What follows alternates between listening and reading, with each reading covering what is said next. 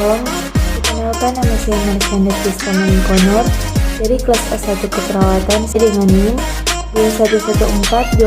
2114201027 dari Fakultas Keperawatan Universitas Pembangunan Indonesia Manado.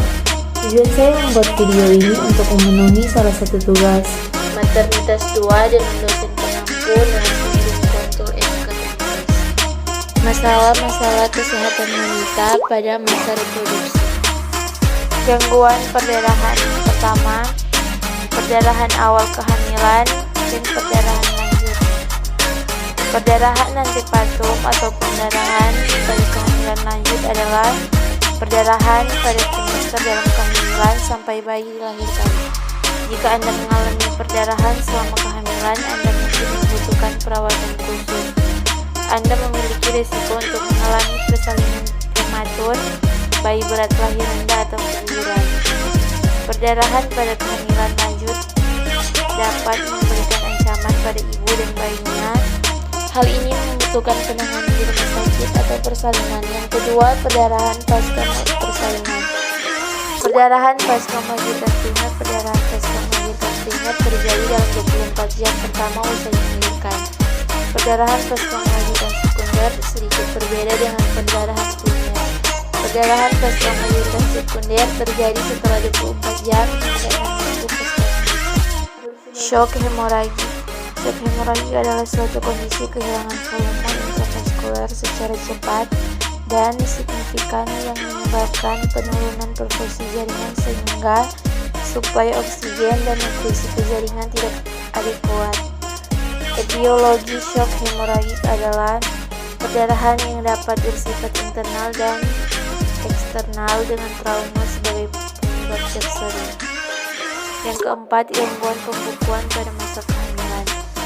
Penyebab ibu hamil rentan alami gangguan pembukuan darah, perubahan alami pada tubuh wanita selama kehamilan, persalinan, dan periode 3 bulan setelah melahirkan dapat membuat wanita beresiko lebih tinggi mengalami pembekuan darah. Selain itu, gerakan yang terbatas atau kurang atau mobilitas akibat tidak baring setelah melahirkan dapat membatasi aliran darah di kaki dan lengan, meningkatkan risiko wanita untuk mengalami pembekuan darah. Risiko gangguan pembekuan darah pada ibu hamil. Pembekuan darah yang terjadi selama kehamilan dapat menimbulkan masalah pembekuan darah atau sejenis trombofilia yang disebut sindrom antifosfolipid. Mungkin mengalami komplikasi yang dapat mempengaruhi kesehatan mams dan bayi, termasuk penggumpalan darah di plasenta.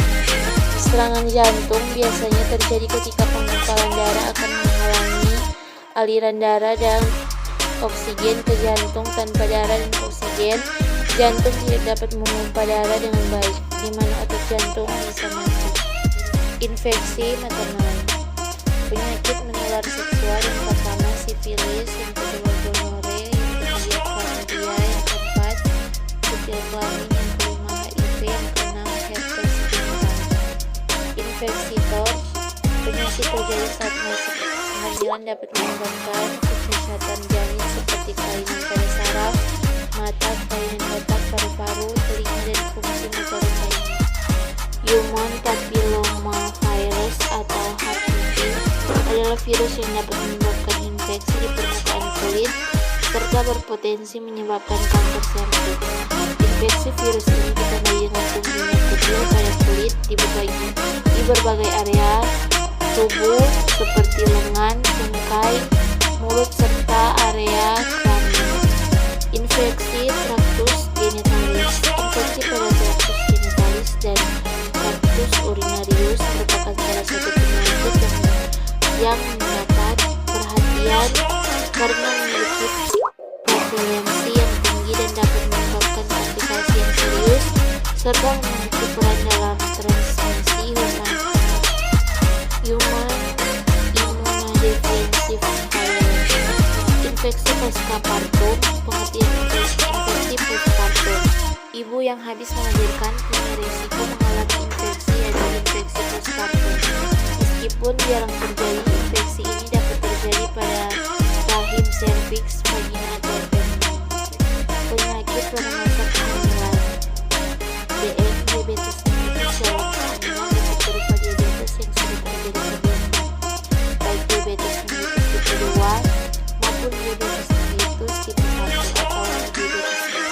diabetes yang terjadi saat kehamilan atau diabetes gestasional. Hipermesis gravidarum, keadaan muntah-muntah yang berat atau berlebihan saat kehamilan lebih dari 8 kali 24 jam atau setiap saat yang dapat menimbulkan gejala dehidrasi, ketidakseimbangan elektrolit dan berat badan. Hipertensi dalam kehamilan diperkirakan sekitar 5-10% ibu hamil di seluruh dunia mengalami hipertensi dalam kehamilan.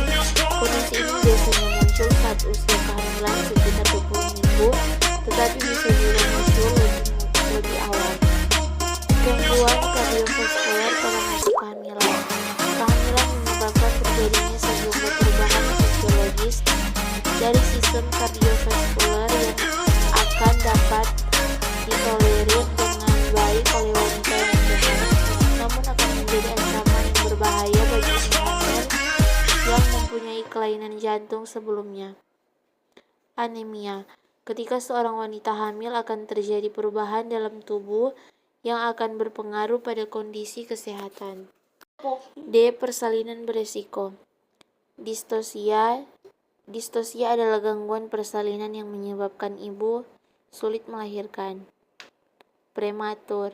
Bayi dikatakan prematur bila lahir saat usia kehamilan ibu kurang dari 37 minggu. Prospematur. Jika ibu belum melahirkan di usia kandungan di atas 42 minggu, setara dengan 294 hari, maka kehamilannya disebut sebagai kehamilan postmatur. Gangguan menstruasi.